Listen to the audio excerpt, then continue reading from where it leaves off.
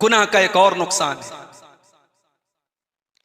और वो नुकसान ये है कि गुनाह करने से इंसान वक्ती तौर पे उसको लज्जत मिलती है।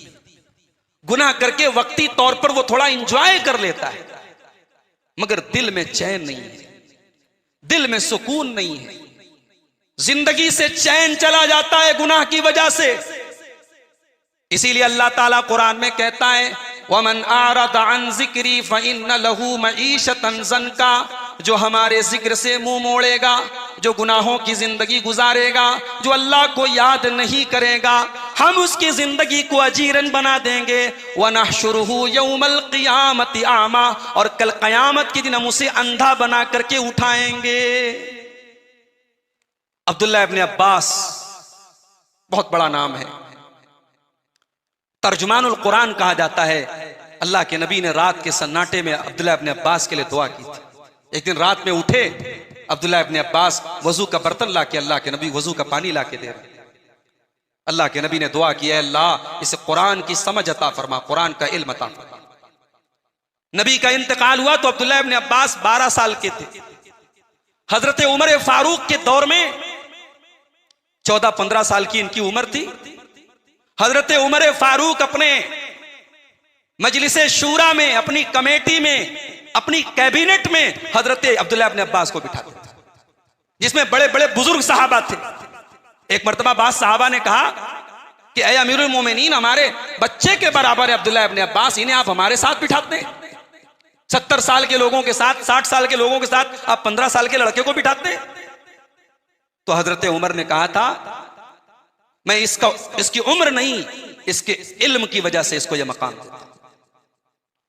तो अब्दुल्लाह इब्न अब्बास ने एक बड़ा प्यारा जुमला कहा है, अल्लामा इब्न क़य्यिम ने यह जुमला नकल किया है। अब्दुल्लाह इब्न अब्बास कहते हैं, इन्ना लिल हसनती ज़ियाअन फिल वजही व नूरन फिल क़ल्बी व साअतन फिर रिज़्क़ी व क़ुव्वतन फिल बदनी व महब्बतन फिल खल्क़ी। नेकी करने से चेहरे पर रोशनी पैदा होती है, दिल के अंदर नूर पैदा होता है, रोजी के अंदर कुशादगी दे दी जाती है, बदन के अंदर ताकत पैदा होती है, और लोगों के दरमियान मोहब्बत मिलती है। वह इन्ना लिस्सय्यअती, और जब बंदा कोई गुनाह करता है तो अब्दुल्लाह इब्न अब्बास का जुमला है, वो कहते हैं जुल्मतन फिल वजही, चेहरा तारीक हो जाता है, व सवादन फिल क़ल्बी, दिल स्याह पड़ जाता है, चेहरा काला पड़ जाता है, दिल के अंदर तारीकी छा जाती है, वज़ीक़न फिर रिज़्क़ी, और रोजी तंग कर दी जाती है, और इतना ही नहीं, ववहनन फिल बदनी, बदन की ताकत छीन ली जाती है। अच्छा खासा भला आदमी आज बीमार हो जाता है, कोई खतरनाक किस्म की बीमारी का इंकशाफ हो जाता है। गुनाह की एक नहुसत ये भी है, गुनाह का एक नतीजा ये भी है कि समाज के अंदर जब गुनाह बहुत ज्यादा होने लगते हैं तो ऐसी ऐसी बीमारियां और ऐसी ऐसी वबाएं अल्लाह ताला पैदा कर देता है जो हमारे बाप दादा ने, हमारे असलाफ ने नाम भी नहीं सुना। हमारे बुजुर्गों ने सोचा था ऐसा वायरस आएगा, ऐसी वबा आएगी। इसी बनारस के हर मोहल्ले में रोजाना मैयत का ऐलान होता था, पिछले रमजान की बात। ऐसी वबा, हज नहीं हो रहा है, ऐसी वबा उम्रे पर पाबंदी लगी है, ऐसी वबा अल्लाह के घर बंद हैं, ऐसी वबा लोग एक दूसरे से मुसाफा नहीं कर पा रहे।